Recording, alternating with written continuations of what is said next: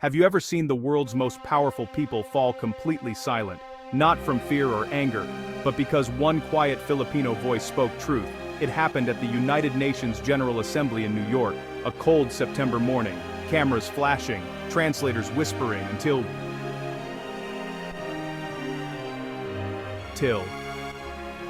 Aim Kenstone, so just a name was called, representative of the Republic of the Philippines. Most didn't even look up, and then a man stood, not a politician, not a celebrity, just Miguel Santiago, a former teacher from Iloilo. No entourage. P.R. Den, Anard Salyersur. Only a folder and quiet confidence, and in the next few minutes this teacher would shake the world, not with power, but with truth. Miguel began softly. When I was 10, my father told me our country was too small to matter, but I think he was wrong. The hall went still. Translators paused. He spoke of fishermen rebuilding after storms, nurses who stayed through pandemics, mothers who worked abroad so their children could dream. And then, he said words that would echo through history. We are not a small nation. We are a great people disguised as humble servants. He lifted his folder, no crest, no logo, just two handwritten words, humanity first. That was the moment silence turned holy. A place built on speeches had just heard a prayer. Miguel was never supposed to speak. The original delegate fell ill, and he was asked to fill in. Just read the statement, they told him. But on the flight, he read it once, twice, and stopped. It didn't sound like truth. It didn't sound like us. He thought of farmers smiling after losing crops, nurses singing to comfort strangers, and workers praying in foreign lands. Somewhere over the Pacific, he decided, he would not read the government's words. He would speak the people's heart, even in Idumao, even if it meant breaking the rules. Before the UN, Miguel lived a quiet life in Iloilo. Every dawn he walked to the shore with coffee in hand, watching waves rise and fall. His mother's words guided him. Waves never stop coming, anak, but so do the mornings. He taught children who barely had notebooks, built bamboo chairs with parents, bought chalk with his own salary, and he told his students, never say the Philippines is poor, say we are rich, in patience, in laughter, in faith. That was the wealth he carried to New York. Not money, but meaning.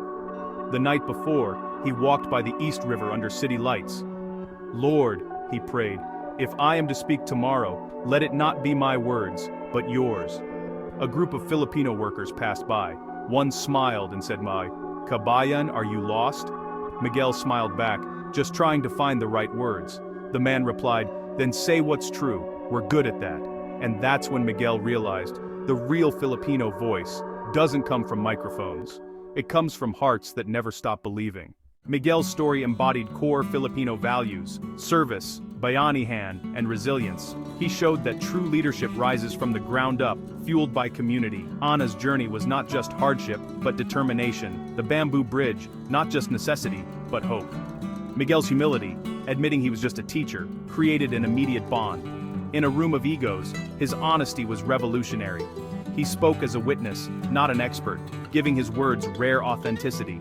By sharing his experience, Miguel redefined what it meant to represent a nation. He spoke for millions of ordinary Filipinos, showing the world their courage and compassion. His story was a testament to the true heart of his people. The next morning, Miguel stood behind the podium, lights blinding, cameras fixed, the world watching. He could feel his hands tremble, but his heart, calm, steady. He looked at the rows of flags, the polished marble floor, and thought, every flag here tells a story. And today, mine will speak, too. He began with a voice that barely rose above a whisper. When the world forgets kindness, chaos begins. When the powerful forget humility, hope fades. But when ordinary people remember to care, even the smallest nation shines like the sun. At first, people just listened politely, but then something changed. The translators stopped whispering, the pens stopped writing, and for a full minute after his final line, nobody moved. Then, one delegate from South Africa stood and clapped, then another from Japan. Then, slowly, the entire hall rose to their feet.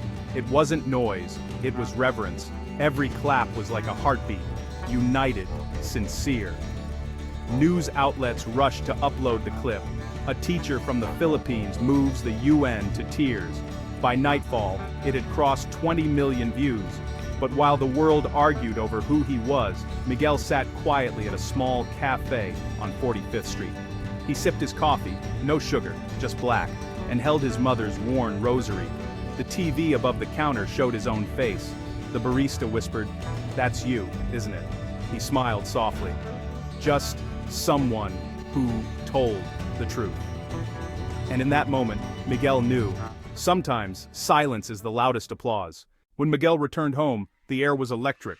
Children greeted him in the streets, teachers sent letters, strangers shook his hand, but not everyone was smiling. Behind closed doors, officials called emergency meetings. A week later, a plain white envelope arrived at his school.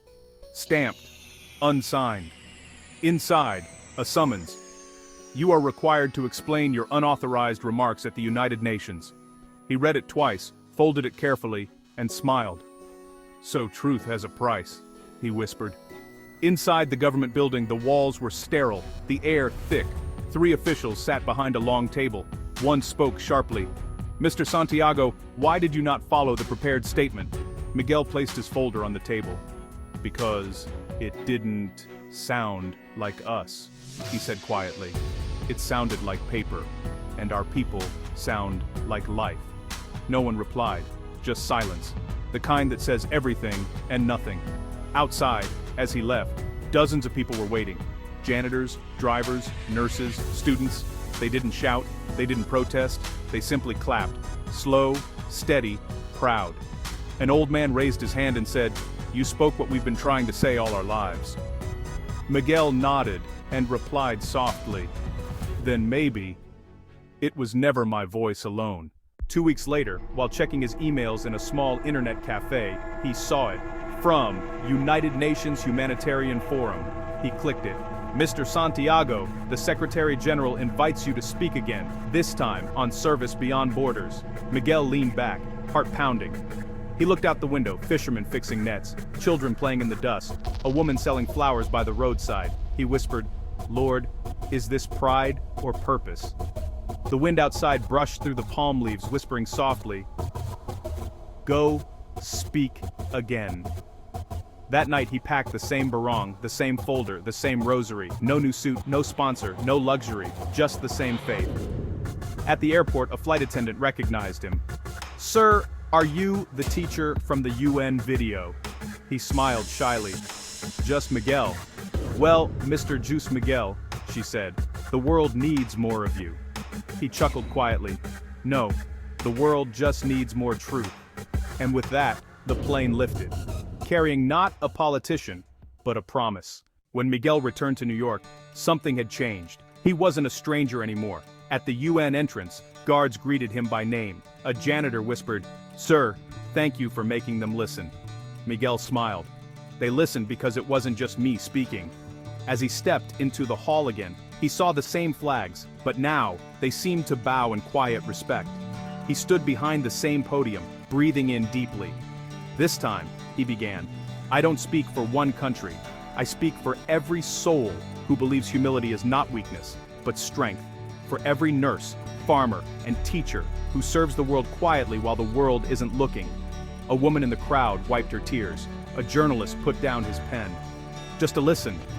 Miguel continued, "Our accents may be mocked, our skin may be judged, but our kindness, our courage, they cross oceans, and that is what the world needs most." As he finished, the light from the glass dome above fell directly on the Philippine flag beside him. The golden sun gleamed brighter, as if heaven itself was proud. Everyone stood once more. No anthem, no announcement, just hearts rising together. When he left the stage, Miguel didn't take selfies or give interviews. He simply looked back once, smiled, and whispered, "We spoke, and they heard." And somewhere, far away, a young Filipino student watching online said, "Someday, I'll speak, too." Because sometimes, one humble voice is enough to awaken a nation.